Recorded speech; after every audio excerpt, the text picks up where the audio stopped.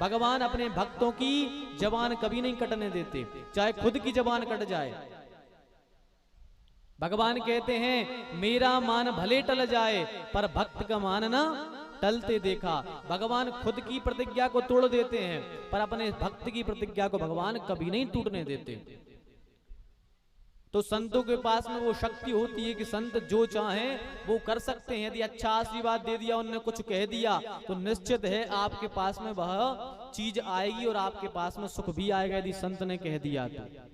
ये पक्की बात है क्योंकि संत के हाथ में वो पावर है। जैसे अपने यहाँ पंचायत चलती है, सरपंच होते हैं अपने गांव के, जैसे सरपंच चले गए कहीं बाहर चले गए, आपको कोई अति आवश्यक साइन करवाने सरपंच के, अब सरपंच है नहीं तो बोले क्या करें, बोले एक काम करो हमारे यहाँ के उप सरपंच के यहाँ चले जाओ, उप सरपंच के साइन करवा लो तुम्हारा काम बन जाएगा। सरपंच के साइन यदि नहीं हो पा रहे उस उप सरपंच की करवा लो तुम्हारा काम बन जाएगा। ऐसे ही इस संसार के सरपंच हैं भगवान, और भगवान ने उप सरपंच बनाया है अपने संतों को, ब्राह्मणों को। इसलिए तो हम संतों के यहाँ जाते हैं, इसलिए तो ब्राह्मणों के यहाँ जाते हैं। संतों के यहाँ क्यों जाते हैं? क्योंकि कोई समस्या आई, भगवान के पास में गए पर भगवान ने सुना नहीं। अपन मंदिर जाते हैं, भगवान को समस्या सुनाई, भगवान ने नहीं सुनी, क्यों? भगवान कहीं गए होंगे। तो अपन फिर क्या करते हैं? संतों के पास में जाते हैं, संतों के चरणों में प्रणाम करके निवेदन करते कि महाराज बहुत दुखी हैं, बहुत कष्ट आ रहे घर में, नाना प्रकार की व्याधियां आ रही हैं, रोज लड़ाई झगड़े हो रहे हैं, बहुत चिंताएं लगी हैं घर में, एक दिन सुख से रोटी नहीं खा पा रहे, इतनी चिंता है महाराज, कोई उपाय करो जिससे हमारी सब व्याधि आदि दूर हो जाएं। और संत कह देते हैं यदि अच्छे भाव से की जाओ तुम्हारे सारे कष्ट दूर हो जाएंगे, तमाम तुम्हारे जो भी आदि व्याधि आ रही हैं सब नष्ट हो जाएंगी। तो निश्चित ही वो व्यक्ति की सब आदि व्याधियां नष्ट हो जाती हैं। आज के समय में आप देख रहे होंगे कई ऐसे महान महान दिव्य दरबार हैं। अभी अपने यहाँ छतरपुर में बागेश्वर धाम सरकार का दरबार है, वहां हनुमान जी बालाजी रूप में विराजे हैं।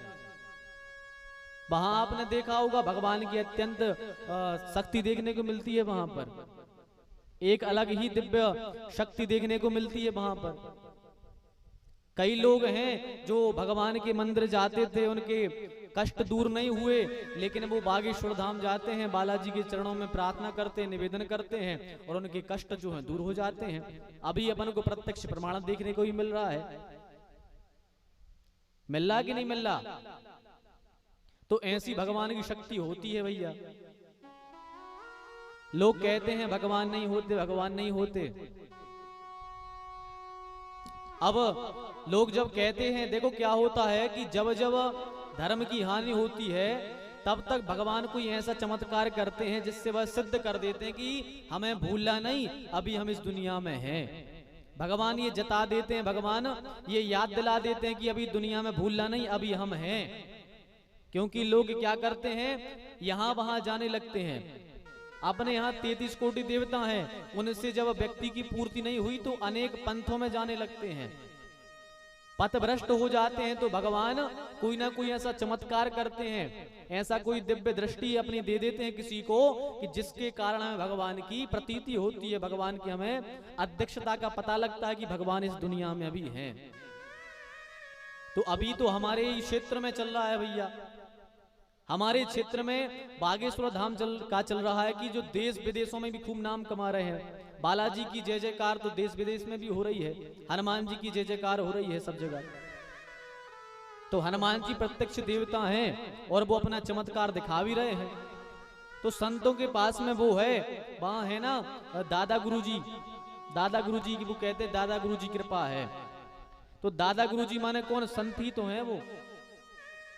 तो भगवान के यहाँ जाकर के, वहां जाकर के आपके कष्ट दूर हो रहे हैं, ये संतों के यहाँ तो जाकर आपके कष्ट दूर हो रहे हैं। तो संतों के पास में वो शक्ति होती है, वो पावर होता है कि आपके जो दुख हैं या जो आपके यहाँ समस्या आ रही है उसको दूर भगवान संत अपने आप ही कर देते हैं, और जो चीज नहीं है वो भी दे देते हैं। एक संत भगवान थे, क्या हुआ एक दिन नारद जी एक गांव में उनके शिष्य रहते थे नारद जी के। तो नारद जी उस गांव में पहुंच गए। अब उस गांव में पहुंचे तो एक उनका शिष्य था, उसके यहाँ गए और जब उसके यहाँ पहुंचे तो उसने बड़ा स्वागत किया नारद जी का, प्रणाम किया, नारद जी को माला पहनाई, चंदन चावल फूल लगाया, भोजन कराए और कहा महाराज आप कहाँ जा रहे हो? तो नारद जी ने कहा कि भैया हम थोड़ा भगवान विष्णु के यहाँ बैकुंठ लोक में जा रहे हैं। बोले अच्छा बैकुंठ जा रहे हो? तो उस शिष्य ने कहा कि महाराज एक हमारा छोटा सा काम कर देना। कहा ठीक है बताओ क्या काम करना है, कर देंगे। कहा आप भगवान नारायण के पास में जा रहे हो तो भगवान नारायण से एक बात पूछ लेना। बहुत दिन से हमारे मन में लगी थी कि आपसे पूछेंगे, तो आप मिल गए, अच्छे मिल गए, तो आप एक काम करना कि भगवान नारायण से एक बात पूछाना। नारद जी ने कहा कौन सी बात? कहा महाराज ये पूछना कि हमारी शादी को इतने वर्ष हो गए, अभी तक कोई संतान नहीं हुई हमारे यहाँ, तो उनसे ये पूछाना कि हमारे यहाँ संतान कब होगी। नारद जी ने कहा ठीक है भैया पूछाएंगे कब संतान होगी। अब नारद जी पहुंचे भगवान विष्णु जी के यहाँ। विष्णु जी के यहाँ पहुंचे, विष्णु भगवान को प्रणाम किया। भगवान अच्छे चतुर्भुज रूप बना करके विराजे थे। नारद जी ने जाकर प्रणाम किया। नारद जी ने जो भी अपना काम था भगवान से सब बात की। उसके बाद में जब नारद जी आने लगे तो नारद जी को याद आ गई कि हमारे शिष्य ने कुछ पूछवाया था भगवान नारायण से। तो नारद जी ने कहा महाराज ये तो बताओ, हम एक बात पूछना चाहते हैं। बोले क्या? बोले हमारे एक शिष्य है, उसके यहाँ संतान नहीं है, उसने पूछवाया है कि भगवान नारायण से पूछना कि हमारे यहाँ संतान कब होगी। तो भगवान नारायण ने जैसे ही ध्यान लगाया और ध्यान लगा कर कहा कि भैया उससे जाकर कह देना कि सप्त जन्मा बदीतव पुत्रो नहीं बच नहीं बच। उसके यहाँ 7 जन्मों तक संतान का योग नहीं है, 7 जन्म तक उसके यहाँ पुत्र होने वाले नहीं है। नारद जी ने कहा ठीक है महाराज हम ये कह देंगे उससे जाकर। अब नारद जी लौट के आए, शिष्य के यहाँ पहुंचे। शिष्य ने कहा महाराज पूछा है? बोले पूछा है। बोले क्या बात है, क्या कहा भगवान ने? तो नारद जी कहते हैं उन्होंने कहा है कि तुम्हारे योग में 7 जन्मों तक संतान का योग नहीं है, 7 जन्मों तक तुम्हारे यहाँ संतान होने वाली नहीं है। अब तो बेचारा बहुत दुखी हुआ, रोने लगा कि बताओ हमारे यहाँ 1 जन्म तो ठीक है, 7 जन्मों की संतान नहीं है। कहा ठीक है लेकिन अब भाग्य में लिखा है भैया, तो क्या करें, भाग्य में जो लिखा होता है वो तो भोगना ही पड़ता है, क्या किया जाए। नारद जी वहां से चले गए। कुछ दिनों बाद क्या हुआ कि उस गांव में एक संत जी आए। संत जी आए और चिल्लाते जा रहे हैं क्या? बोले भैया 1 रोटी में 1 बालक, 2 रोटी में 2 बालक, 3 रोटी में 3 बालक, जितने बालक चाहिए हो हमें भोजन कराओ, उतने बालक लो। संत भगवान चिल्ला रहे हैं, उनको भूख लगी थी, भोजन करना था, तो चिल्ला रहे भैया 2 रोटी में 2 बालक, 4 रोटी में 4 बालक, जिसको जितने बालक चाहिए हो हम अल्लाह ने भोजन कराओ, उसको उतने बालक मिलेंगे। इसने सुना कि यार संत भगवान इतनी बड़ी कमिटमेंट कर रहे हैं, इतनी बड़ी बात कह रहे हैं कि बताओ 2 रोटी में 2 बालक। तो इसने सोचा कि महाराज आज तो हमारे यहाँ भोजन होंगे। सीधा गया दौड़ा दौड़ा संत भगवान के चरणों में गिर पड़ा और चरण छोड़े ही नहीं, चरणों में डला है। संत कह रहे छोड़ भैया छोड़, पैर क्यों पकड़े, छोड़। बोले नहीं महाराज हम आपके पैर जब तक नहीं छोड़ेंगे जब तक आप हमें वचन नहीं दे दोगे कि हमारे यहाँ जाके भोजन नहीं करोगे। संत भगवान ने कहा छोड़ छोड़, कर लेंगे भोजन, चल तेरे यहाँ भोजन कर लेंगे, चल तेरे यहाँ करेंगे आज भोजन। इसने कहा ठीक है। अब महाराज को इसने पकड़ा और सीधा घर ले गया। अब घर में ले गया तो महाराज 4 रोटी तो ठीक है, 10 रोटी खुआई बाने।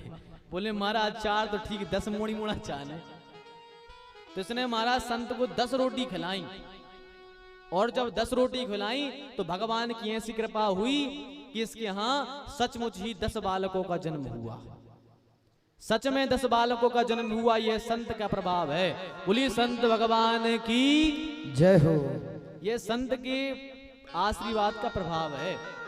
अब जब संत ने आशीर्वाद दे दिया 10 बालक हो गए। जब बालक उनके 5-5, 6-6 साल के हो गए बड़े बड़े, एक दिन नारद जी फिर उसी रास्ते से लौटे। नारद जी ने सोचा चलो शिष्य के यहाँ वो आए, बेचारे के यहाँ कोई संतान नहीं है, दुखी रहता होगा, चलो थोड़ा मिले आए उससे। अब नारद जी पहुंचे तो क्या देखा कि 5-6 मोड़ी मोड़ा खेल रहे हैं, 5-6 मोड़ी मोड़ा काम करे भी लगे।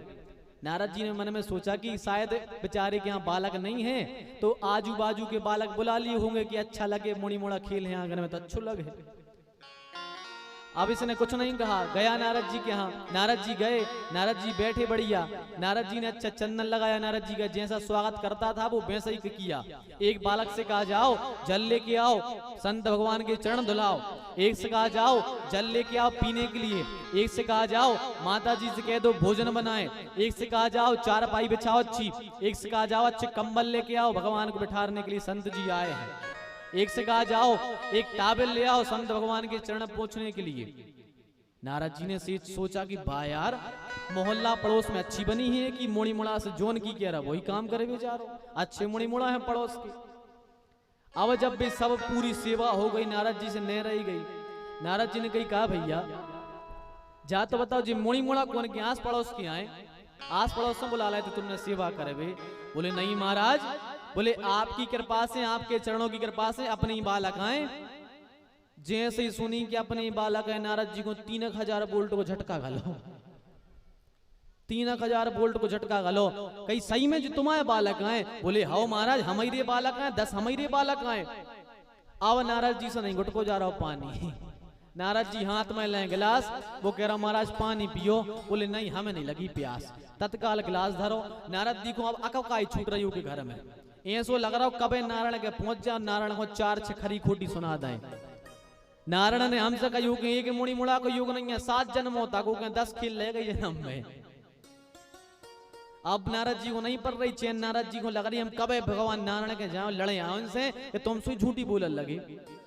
अब नारद जी को नहीं पड़ रही चैन, वो कह रहा महाराज बैठो तो बैठो, पानी तो पी ले। बोले नहीं नहीं अबे हमें बहुत जल्दी जाने, हम कौन ना है, तुम बैठो बैठो, तुम्हारी स्वागत बाद में स्वीकार करें। अब नारद जी से नहीं निकट को जा रहा, थूक काए उनको जा लग रही जो अब भाई जाने के देवी के तुम ही कह रहे थे कि हमारे 7 जन्मों तक नहीं है, वो 10 खेल रहे। नारद जी ने जल्दी दौड़ लगाई, दौड़ लगा के नारद जी पहुंचे सीधे बैकुंठ में। भगवान से बोले काय नारायण तुम भी झूठी बोलने लगे? पहले जाते सुनारायण की स्तुति करते, सशंख चक्रम सक्रीड कुंडलम सफीद वस्त्रम सरसे रोहिक्षणम सहार वक्षस स्थल कौस्तुभश्रियम नमामि विष्णुम सरसा चतुर्भुजम। पहले जाके नारायण की स्तुति करते, आज सीधे जाके कह रहे भगवान कही आ नारद, अरे आओ माँ छोड़ो पहले तुम जा बताओ तुम कब से झूठी बोलने लगे। भगवान ने कही हो कागा, बोले तुम जा बताओ झूठी कब से बोलने लगे। भगवान ने कही बताओ तो कौन सी झूठी बोल रही। अरे वो दिन हम तुम्हारे आए थे, तुमसे हमने पूछी हो कि मोड़ी मोड़ा कब होंगे, तुमने कही 7 जन्मों तक नहीं है, 7 जन्म बदी तो पुत्रो नहीं बचो, हम के यहाँ से घूम के आओ के 10 मोड़ी मुड़ा खेल रहे, तुमसे झूठी बोलने लगे। भगवान नारायण ने कहा नहीं नारद जी हम झूठी नहीं बोल रहे, फिर जो हो कैसे गाओ के मोड़ी मुड़ा कैसे आ गए। तब भगवान नारायण कहते हैं कि नारद जी ध्यान से सुनो, तुम्हें अच्छी बात बताएं। बोले क्या? तो भगवान कहते नारद जी हम हैं भगवान, हम पूरे संसार को देखते हैं, पर हमने अपना कुछ पावर अपने संतों को भी दे रखा है। इतनी माने उनको हमने शक्ति दे दी है कि बेचाहे तो शक्ति को उपयोग कर सकते हैं। जैसे कई जने रहते हैं भगवान, जैसे प्रधानमंत्री जी हैं, अब बेकाम गिलाने कर रहे, यदि बाई चांस बेनैया तो उनके नीचे कोई तो हो गया ऐसो कि जो वो कह देवे तो काम चालू हो जाए, ऐसो कोई तो भाई का सिस्टम तो हो गया। अब जैसे हम हैं, अब हमसे यदि कोई बात पूछने हो या परों या कुछ सलाह मशवरा करने हुए, कथा के विषय में बात करने हुए, तो हम जैसे नहीं मिले तो हमारे संग पंडित जी रहे हैं कौन उस भी क्यों कि महाराज हमारा ना कथा कराने हैं, तो भी बता दे भैया ठीक है फला तारीख खाली है उतना से तुम्हारा कथा हो जाए, तुम्हारे जी वो चीज को निपटा देंगे निपटा दें। तो भगवान कह रहे हैं ऐसे ही हमने भी कछु अपनी ऐसी पावर संतों को दे रखी है, ऐसी कछु पावर संतों को दे दी है कि संतों के पास में जो कोई भी आते है और वे जो कह देते हैं सो वो हमें अब कर नहीं पड़ा था, संत की जवान लग गई अब। तो भगवान कहते नारद अहम भक्त पराधीन, क्या करें हम केवल भक्तों के अधीन हैं, अब भक्त जैसो चाहे हमें वैसो न चाले वे। तो भगवान कहते हैं संतों के पास में वो पावर है कि संत यदि आपके भाग्य में नहीं है तो आपको वो भी संत भगवान अपनी कृपा से दे सकते हैं, ये संत का प्रभाव है। इसलिए भैया संतों की बर हमेशा संत यदि आपके घर में आ जाए तो बड़े बड़ा भागी मानो कि आज हमारे घर में संत आए हैं, क्योंकि संतों का आना